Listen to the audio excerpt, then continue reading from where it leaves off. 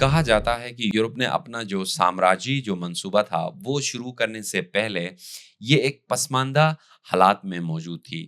اس براعظم کے اندر بہت ساری بیماریاں موجود تھی جس میں سر فہرست کہا جاتا ہے کہ اس میں ملیریا اور ہیلو ایوری ون، ٹیل ٹوسٹ پر واپس خوش آمدید۔ دوستو، آج ہم جس دنیا میں رہ رہے ہیں اس کا خاکہ یورپی لوگوں نے کاغذ پر بنایا تھا، جو کہ انتہائی تجسس اور ایڈونچرس تھے، لیکن ان کی جو ایڈونچرس اور کیوریوسٹی تھی وہ جلد ہی ناقابل تسخیر لالچ میں بدل جاتا ہے۔ دیکھتے دیکھتے دوستو، ان کا جو ایک موٹیو تھا کہ ہم پوری دنیا کو سویلائزڈ کریں گے اور جو ہمارا راستہ ہے وہ سب سے بہتر راستہ ہے، اس اعتماد کی وجہ سے تاریخ کے سب سے زیادہ با اثر سلسلہ شروع ہوتا ہے، اور کم از کم وہ تاریخ جو آپ کو اور مجھے متاثر کرتی ہے۔ دوستو، کہا جاتا ہے کہ اس 5 سالہ منصوبے میں یورپینز نے نہ صرف ہتھیار بلکہ اس کے ساتھ ساتھ بیماریاں اور لینگویج، اس کے ساتھ وائلنس کو بھی دنیا کے ہر کونے میں پھیلا دیا، اور اس عمل کے ساتھ یہ امپیریل جو پروجیکٹ ہے یہیں سے اس کا آغاز ہوتا ہے۔ کہا جاتا ہے کہ یورپ نے اپنا جو سامراجی جو منصوبہ تھا وہ شروع کرنے سے پہلے یہ ایک پسماندہ حالات میں موجود تھی۔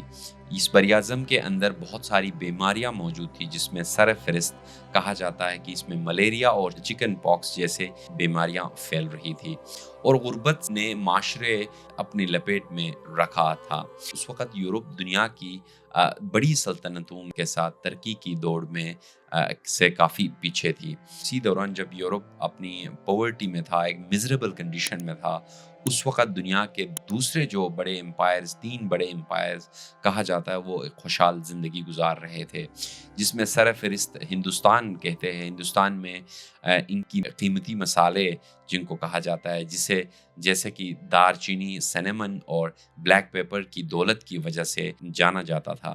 دوسری طرف مڈل ایسٹ، جس کو مشرقی وسطی کہتے ہیں، جس کی پہچان جو پرتعیش کپاس کی پیداوار کی وجہ سے دنیا کی جو عالمی تجارت تھی اس میں کافی مقبول تھی۔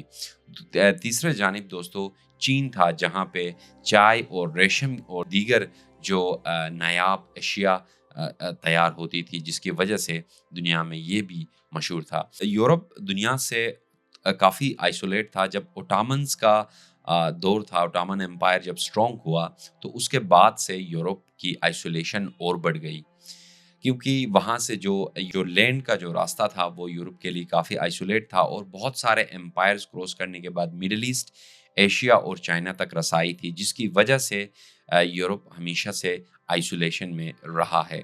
اس کے بعد دوستو ہم تھوڑا سا تاریخ کی سیاق و سباق کو سمجھنے کے لیے ویسٹرن اور ساؤدرن جو یورپ ہے اس کو تھوڑا سا الگ کرتے ہیں۔ ویسٹرن یورپ سے بیسیکلی یہ جو کالونیل جو پروجیکٹ ہے وہیں سے آغاز ہوتا ہے، جس میں سر فہرست 2 ممالک، بڑے ممالک جن کی وجہ سے امپیریل جو پروجیکٹ ہے سٹارٹ ہوتا ہے۔ ایک پرتگال ہے، پرتگیز، جن لوگوں نے دنیا کے بہت سارے ساحلی علاقے تھے ان پہ قبضہ کیا، ایشیا تک پہنچے۔ دوسری طرف ہسپانی جو لوگ تھے، اسپینش جو لوگ تھے، یہ بھی سر فہرست تھے۔ 1492 میں 1492 میں دوستو یہ کولمبس نام کا ایک اٹالین ماہی گیر اسپینش کے فنڈٹ سے، اسپینش کنگڈم کے فنڈٹ سے، یہ یہیں سے اپنا سفر کا آغاز کرتا ہے اور تجارت کے پرپس سے یہ نکلتا ہے۔ اب یہاں پہ ایک سمجھنے والی بات یہ ہے کہ جو ایک ایکسپلوریشن تھا یہ صرف کے صرف تجارت کے لیے پرپس سے تھا۔ 1492 میں کولمبس نے کیوبا پر قدم رکھا اور اپنی سرپرستوں کو خط لکھا اور کہا کہ اس نے بہت سارے جزائر دریافت کیے ہیں جس پر متعدد لوگ آباد ہے، اور اسپین کے لیے ان پر دعویٰ کر دیا۔ اقدام کا کسی نے مزاحمت نہیں کی، اور یورپ کی سامراجی جو تاریخ میں ایک نئے باب کا آغاز ہوا۔ اب یہاں پہ امپورٹنٹ بات یہ ہے کہ یہ کہتا ہے کہ اس اقدام کو جب میں نے لینڈ کلیم کیا تو اس پر کسی نے مزاحمت نہیں کی. یہ جو مزاحمت نہیں کی، دیر از نو ریزسٹنس، یہ والا جو پورشن ہے اس کو ذرا آپ آگے دیکھیں گے کہ کس طریقے سے اس کو مٹیریلائز کیا یورپینس نے. یورپین توسیع کے ابتدائی مراحل میں 3 بڑے اہم نکات سامنے آتے ہیں. اس میں سب سے نمبر 1 نکات یہ ہے کہ کوئی منظم فوجیں موجود نہیں ہے جو کلیم ہے اس کو چیلنج کر سکے. دوسرا اہم نکات کہ کوئی مضبوط فوجی بحری فوجی موجود نہیں ہے جو کہ ہماری جو مہم جوؤں کا سامنا کر سکے، یعنی کہ جو سیلرز تھے، جو ایکسپلوررز تھے، ان کا سامنا کرنے کے لیے کوئی اسپیسیفک بحری فوجیں موجود نہیں ہے.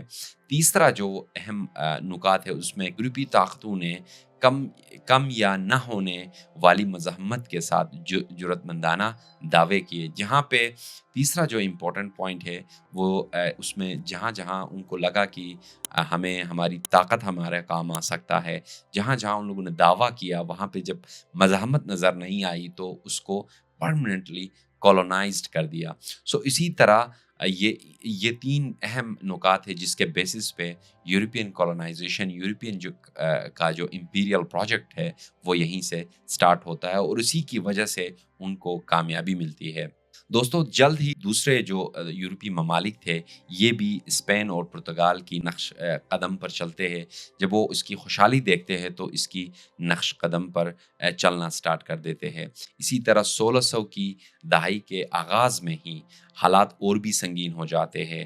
1602 میں پہلا ڈچ ایسٹ انڈیا کمپنی بنتا. اب اس میں جب خوشحالی دیکھتے ہیں اسپین اور اس کی، تو ڈچ اس معاملے میں تیز تھے کہ وہ پرائیویٹ کارپوریشن سٹارٹ کر دیتے. یہیں سے سٹارٹ ہو جاتا ہے کارپوریشن کا جو کولونیل جو میگا کارپوریشن جن کو جائنٹ کارپوریشنز کے کہا جاتا ہے، کمپنیز کہا جاتا ہے، بڑی بڑی کمپنیز، یہیں سے ان کا آغاز ہوتا ہے.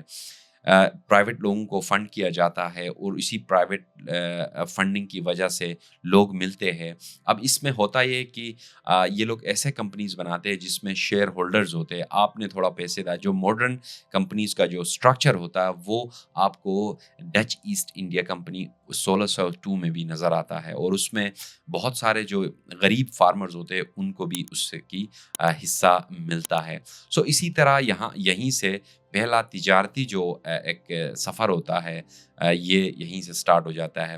ڈچ ایسٹ انڈیا کمپنی 1602 میں بنتی ہے اور اسی دوران بیسیکلی یہ کمپنی ایک پہلی دفعہ افریقہ کا ایک ریجن جس کو آج کا کیپ ٹاؤن کہا جاتا ہے اس میں پہلا اپنا کالونی، اپنی تجارتی کالونی قائم کرتی ہے. اس کے بعد اس کی جو اسٹریٹجک مقام نے انہیں جنوب مشرقی ایشیا کے تجارتی راستوں کی رسائی فراہم کرتی ہے. اسی دوران دوسرے جو یورپی ممالک ہوتے ہیں جس میں انگلینڈ اور فرانس بھی اس سامراجی دوڑ میں شامل ہو جاتے ہیں. وہ پہلے امریکہ اور ایشیا کے مختلف علاقوں میں اپنے کالونیز بناتے ہیں اور انگریزوں اور فرانسیسیوں نے نہ صرف اسلحے اور بیماریوں کے ذریعے مقامی لوگوں کو شکست دینے کی کوشش نہیں کی بلکہ وہ تقسیم کرنے کے لیے مختلف حکمت عملیوں کا بھی استعمال کرنے لگے جس میں سر فہرست کہا جاتا ہے جو کہ ڈیوائڈ اینڈ رول، یعنی تقسیم کرو اور حکومت کرو. یہ والا جو اصول ہے یہ انتہائی مفید ہوتا ہے ان کے لیے اور اسی اصول کو فالو کرتے ہوئے ایشیا اور مختلف امریکہ کے مختلف ریجنز میں یہ لوگ اپنی کالونیز بناتے ہیں. اب یہاں پہ اہم فلیش پوائنٹس ہے جن کو ہمیں سمجھنے کی درکار ہے. 1492 میں کولمبس پہلی دفعہ کیوبا پہنچا جو کہ امریکہ اور ہسپانیوں کے لیے یعنی اسپینش کے لیے نو آبادیات کا آغاز یہیں سے سٹارٹ ہو جاتا ہے. جب کولمبس کیوبا پہنچتا ہے تو اس کے بعد اسپینش کے لیے اور ساتھ ساتھ دوسرے جو کولونیل پاورز ہیں ان کے لیے یہ آغاز ہوتا ہے کہ وہ امریکہ کو کولونائزڈ کر سکے. اس کے بعد 1498 میں یعنی 1458 میں واسکو دی گاما نام کا ایک اور مہم گو ہوتا ہے، ایک اور سیلر ہوتا ہے جو کہ نیویگیٹر بھی ہوتا ہے. 1498 میں واسکو دی گاما نام کا نیویگیٹر ایکسپرٹ ہوتا ہے جو کہ پرتگیز ان کو فنڈ کرتی ہے اور اسی طرح وہ ہندوستان پہنچتا ہے جس کی وجہ سے وہ یورپ کو ایشیا کے درمیان براہ راست تجارتی راستے کھولنے میں ہیلپ آؤٹ کرتی ہے۔ تیسرا جو اہم ایونٹ ہوتا ہے وہ 1602 کا ہوتا ہے، 1602 کا، جس میں ڈچ ایسٹ انڈیا کمپنی کا قیام ہوتا ہے، جس نے جنوب مشرقی ایشیا میں ڈچ تجارتی جو غلبے ہے اس کو مستحکم کرتی ہے۔ اسی طرح دوستو 1607 ہوتا ہے، یعنی 1607، جس میں انگریزی کالونیز بننا سٹارٹ ہوتی ہے۔ امریکہ میں پہلا جیمز کالونی کا قیام ہوتا ہے، جیمز ٹاؤن کہا جاتا ہے اسے، اس کا قیام ہوتا ہے، جو کہ شمالی امریکہ میں انگریزی اثر و رسوخ کا نقطہ یہیں سے آغاز ہوتا ہے۔ 1652 میں دوستو ڈچ نے کمپلیٹلی کیپ ٹاؤن کو ایک کالونی ڈکلیئر کرتے ہیں، جس سے جنوبی افریقہ میں ایک مستقل یورپینز کی موجودگی وجود میں آتی ہے۔ یہ 5 جو میجر ایونٹس ہوتے ہیں، جس کے بیسس پہ پورا کا پورا 500 ایئرز کا امپیریل پروجیکٹ یہیں سے آغاز بھی ہوتا ہے۔ یورپ نے پوری دنیا کو کیسے چرایا اور کیسے ریسورسز کی ایکسپلوٹیشن کی۔ یہ بیسکلی ٹائم تھا جس سے یہ پورا کا پورا یورپ کے لیے پورا ایک نیا کوریڈور کھلتا ہے۔ یہ وہ وقت ہے جب یورپی طاقتیں تجارت، استحصال اور نوآبادیات کے ذریعے دنیا پر غلبہ پانے کے لیے کمر بستہ تھے۔ ان کے حکمت عملیوں نے آنے والے صدیوں میں دنیا کے جغرافی اور مختلف ثقافتوں پر گہرا اثر ڈالا۔ یہ داستان لالچ اور وسائل حصول اور طاقت کی انتھک جستجو کی ہے، جو اکثر مقامی آبادیوں کی بربادی اور زمینوں کے نقصان پر مبنی ہے۔ یہی وہ باب ہے جسے ہمیں یاد رکھنا چاہیے تاکہ سمجھ سکے کہ یورپ نے حقیقت میں دنیا کو کیسے چرایا۔ یہاں پہ ہم اس ویڈیو کو اختتام کرتے ہیں۔ یہ جو ویڈیو کا سیریز ہے یہ 3 سیریز میں آئے گا آپ کے پاس، اور اس میں جو فرسٹ ہمارا یہ والا سیریز تھا، اس میں ہم نے ایک انٹروڈکٹیو ویڈیو بنایا ہے، جس میں ہم نے انسیپشن آف یعنی کہ امپیریلزم یعنی کولونائزیشن کیسے سٹارٹ ہوئی، یورپ نے کیسے ایکسپینڈ کیا، وہ کون سا ٹائم تھا جس کے بیسس پہ یورپ کی ایکسپینشن سٹارٹ ہوئی۔ اس کے بعد ہم دوسرا افریقہ میں کیسے کولونائزیشن ہوئی اور کون کون سے ملک اس میں شامل تھے، اور کیا کیا اس کی وجہ سے پوری جو افریقن کانٹیننٹ ہے اس کا شکل اور صورت اور اس کا ثقافت اور اس کے وسائل کیسے تبدیل ہوئے، تمام چیزوں کو ہم ڈسکس کریں گے۔ اگر یہ ویڈیو آپ کو اچھی لگے تو ضرور لائک اینڈ سبسکرائب کیجیے گا۔ امید کرتے ہیں کہ آپ ہمیں اپنے رائے سے کامنٹ سیکشن میں آگاہ بھی کریں گے، تاکہ ہمیں آنے والی ویڈیو میں اگر کوئی کسی ٹاپک پہ آپ کو کسی ہسٹوریکل ٹاپک پہ یا کوئی ایسے گلوبل ایشو یا لوکل کسی ایشو پہ آپ سننا چاہتے ہیں تو ضرور ہمیں کامنٹ میں آگاہ کیجیے گا۔ Thank you so much for watching this video.